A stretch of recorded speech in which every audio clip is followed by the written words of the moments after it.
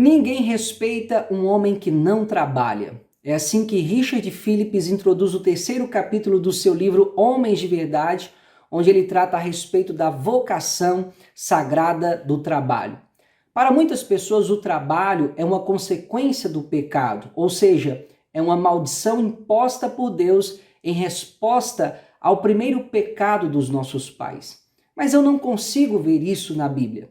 Em Gênesis 1:1, a Bíblia apresenta Deus como um Deus trabalhador.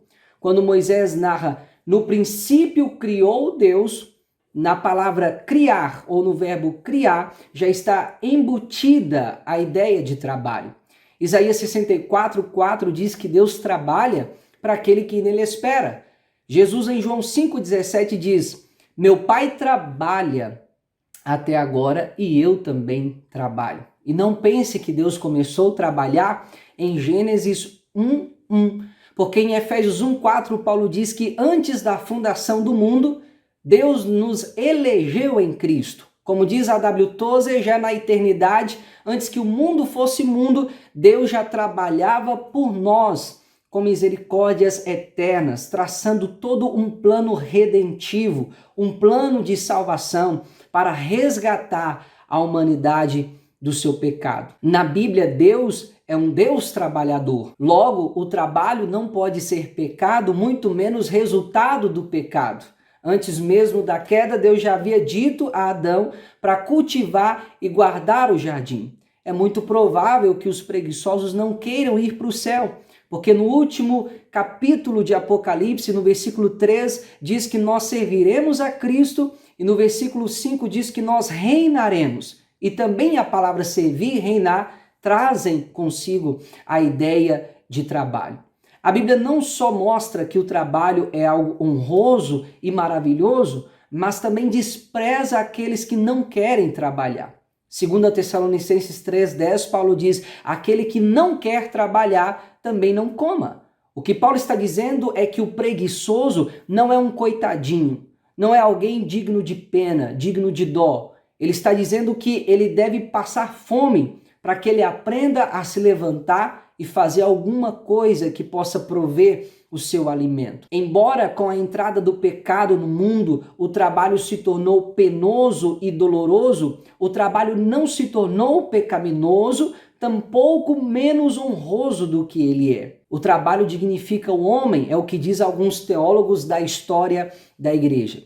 Portanto, nesse vídeo, eu queria dar a você 5 razões para você se alegrar no seu trabalho. 5 razões para você dizer segundou com a mesma alegria que você posta nas redes sociais sextou. Primeiro, quando nós trabalhamos, nos tornamos mais parecidos com Deus. Deus nos fez como criaturas capazes de criar. E quando nós trabalhamos, nós estamos, em certo sentido, criando alguma coisa. E ao fazermos isso, nos tornamos mais parecidos com o Deus que nos criou. Segundo, quem trabalha obedece a Deus. Lá no Éden, a ordem dada a Adão foi cultivar e guardar o jardim. Portanto, quem trabalha está cumprindo uma ordenança divina dada ao ser humano desde o princípio da criação, lá no Jardim do Éden. Terceiro, ao trabalhar você contribui com o bem no mundo. Em Efésios 4:28, Paulo diz que aquele que furtava,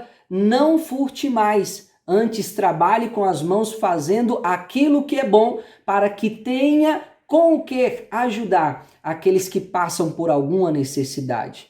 A pessoa que trabalha, ela não só deixa de roubar, é claro, para aqueles que fazem isso, mas ela também passa a ter condição de ajudar aqueles que necessitam. Então, eis aqui mais um motivo.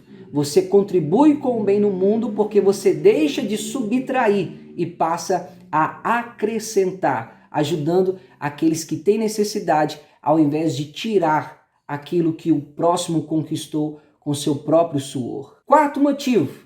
É através do trabalho que você defende o pão para a sua casa. Você troca a sua energia física, a sua energia mental, o seu tempo por um salário no fim do mês. E é através desse salário que você defende o pão da sua casa.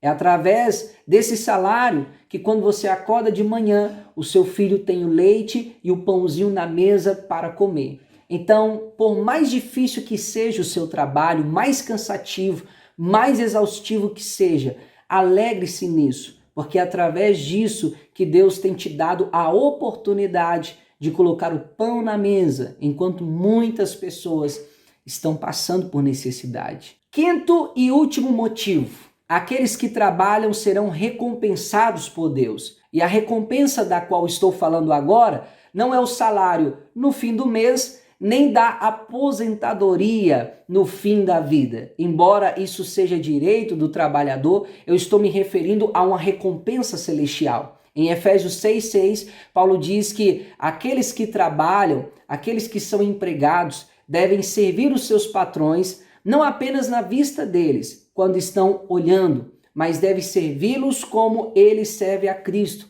fazendo não somente a vontade dos homens, mas sobretudo a vontade de Deus. E Paulo diz: há uma recompensa. O Senhor recompensará vocês pelo bem que vocês fizerem. Então, pense na eternidade enquanto você trabalha. Certa vez eu estava numa escola bíblica e o professor que estava lecionando, ele disse o seguinte: todas as vezes que você começar o seu expediente de trabalho, pense numa coisa: eu não estou fazendo para o meu patrão, eu estou fazendo para Jesus. E isso te motivará a dar o seu melhor.